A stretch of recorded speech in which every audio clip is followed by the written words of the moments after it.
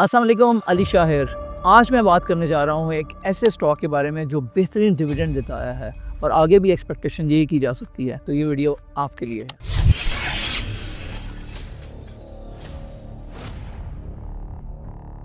सबसे पहली बात तो ये है कि फौजी फर्टिलाइजर कंपनी की जो एफएफसी है को फर्टिलाइजर्स का लीडिंग स्टॉक समझा जाता है। तो एक्सपेक्ट ये किया जा रहा है कि अगर इनकी जो स्टॉक की प्राइस है उसमें भी जंप आएगा और वो 520 से 530 रुपए तक आ सकती है। उसकी क्या वजह हो सकती है? उसकी मेनली एक वजह तो ये है कि जो आगे एक तो कंपनी के डाइवर्सिफिकेशन प्लान्स हैं और इसके साथ साथ जो इनका इस्लामिक ये होने जा रहे हैं। सो किसी भी कंपनी के लिए शरिया का ब्रांड बनने के लिए जो नंबर वन कंडीशन है वो ये है कि उनकी जो कन्वेंशनल इनकम है वो लेस देन 5% होनी चाहिए उनकी ओवरऑल इनकम का। नंबर टू, जो उसके नॉन कंप्लायंट एसेट्स हैं वो लेस देन 33% होने चाहिए। तो एफएफसी इस कंडीशन को भी मीट। ओवरऑल उनका जो डेट है वो भी काफी कम होना चाहिए जो एफएफसी उस कंडीशन को भी मीट करता है। माजी में इसकी बहुत सारी investment non Islamic mutual funds में थी जो कि इसकी मैनेजमेंट ने recently they have now moved there to Islamic mutual funds. अगर हम इसके अभी के एग्जिस्टिंग करंट स्टेटस पे जायजा लेंगे क्या ये इस्लामिक हो चुका है या नहीं, तो एज ऑफ नाउ इसको जो रिया स्कॉलर्स हैं उन्होंने तो इसको क्लियर कर दिया है।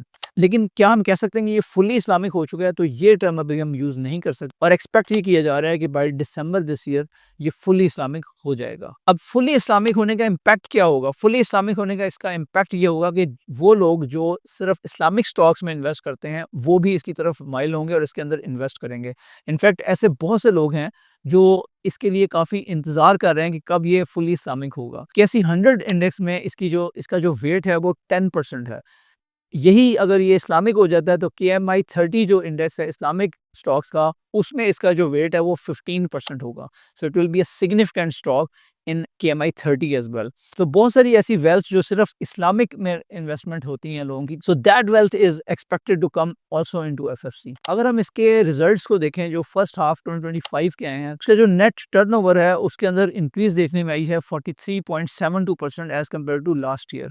और इसके साथ साथ जो कॉस्ट ऑफ सेल्स है वो भी कोई 65.98% बढ़ गई है। इसके ग्रॉस प्रॉफिट में 14.5% का इजाफा देखने में आया है। एफएफसी के प्रॉफिट्स पे नजर डालें तो एफएफसी ने पिछले जो 6 मंथ्स के रिजल्ट आए हैं ईयर ऑन ईयर उसमें 0.71% का इंक्रीज शो किया है। प्रॉफिट आफ्टर टैक्स है वो ₹37.95 बिलियन पे पहुंच चुका है। इसके साथ साथ कंपनी ने 12 रुपए का इंटरिम डिविडेंड भी अनाउंस किया है और इसके अलावा जबकि 7 रुपए का इंटरिम डिविडेंड ये पहले ही पे कर चुके हैं। कंपनी ने अपने जो प्लान टर्न अराउंड से माची और पोर्ट कासिम की साइड पे वो भी सक्सेसफुली कंप्लीट कर ली। ऑल्दो इनको काफी ज्यादा चैलेंजेस का सामना करना पड़ा है जिसमें वीक क्रॉप प्रोक्योरमेंट और इसके साथ साथ जो कहत साली की सूरत हाल थी और इसके अलावा जो पुअर फॉर्म इकोनॉमिक्स हैं।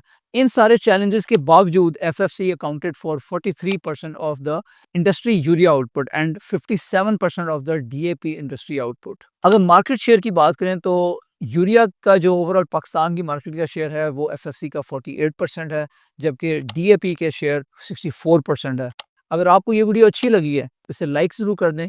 अगर अभी तक चैनल को सब्सक्राइब नहीं किया तो इसको ज़रूर सब्सक्राइब कर लें क्योंकि इसके अंदर हम बहुत सारी इन्फॉर्मेशन इन्वेस्टमेंट से रिलेटेड जो कि आपको हेल्प कर सकती है फाइनेंशियल फ्रीडम अचीव करने में, वो लेके आ रहे हैं। और इसके अलावा अगर आपने एफएफसी में इन्वेस्ट किया हुआ है तो हमें ज़रूर बताएं कमेंट्स में कि आपने इसमें कब इन्वेस्ट किया था और अब आपके पास इसके कितने शेयर्स हैं। आपकी इसके बारे में क्या राय है कि आगे एफएफसी का फ्यूचर कैसा है? और इसके साथ साथ अगर आप चाहते हैं कि हम किसी स्पेसिफिक स्टॉक का एनालिसिस करें तो अपनी कमेंट में हमें इससे ज़रूर आगाह कीजिएगा। Thank you very much for joining today. अस्सलाम वालेकुम।